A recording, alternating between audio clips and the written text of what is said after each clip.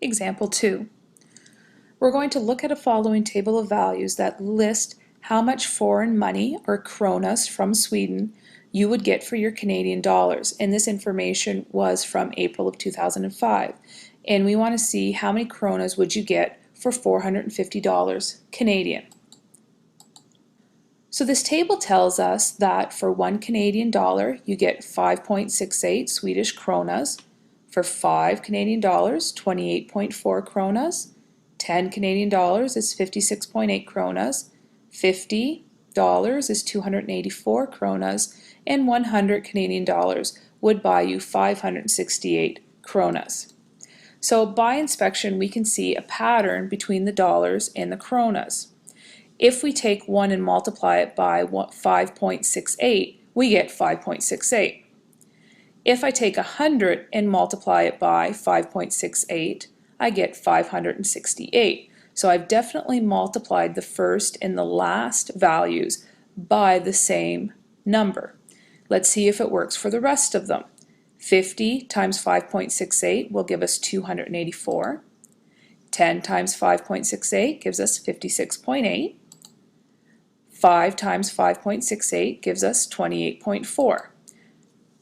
So the number of Swedish kronas you get is calculated by multiplying 5.68 times the number of Canadian dollars you had.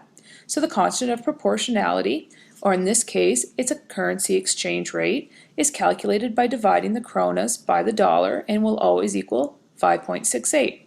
5.68 divided by 1, 28.4 divided by 5, 56.8 divided by 10, 284 divided by 50, and 568 divided by 100. So kronas per dollar, if I show all these divisions,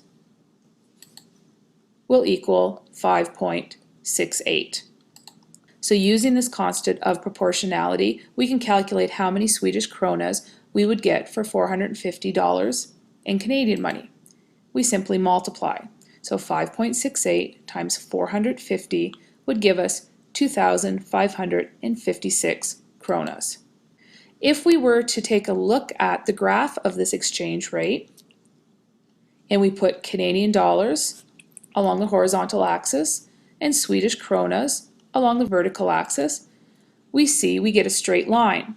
And the slope of this line, or the numerical description of how steep it is, would be the same as the constant of proportionality. The slope of this line would be 5.68. And m is going to be the letter that we always use to represent slope. And again, as we move through this course, you will learn much more about slope and become more comfortable and familiar with the notation m.